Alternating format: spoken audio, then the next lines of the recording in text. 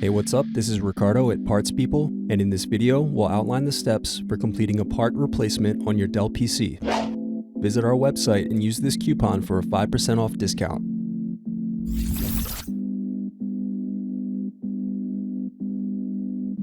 First, unlock and remove battery. Now remove optical drive screw. Next, use screwdriver to slide out and remove optical drive. Next, press in tabs and turn over keyboard. Now disconnect and remove keyboard. Now remove bottom base screws.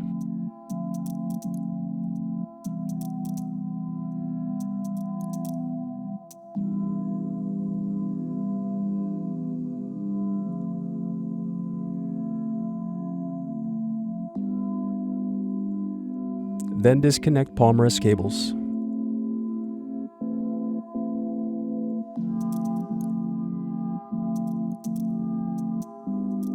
Now remove palm rest screws. Next, use fingertips to separate bottom base from palm rest.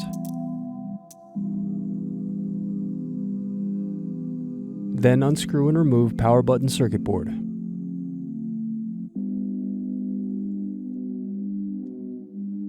Thanks for watching. Don't forget to like and subscribe if you enjoyed this video.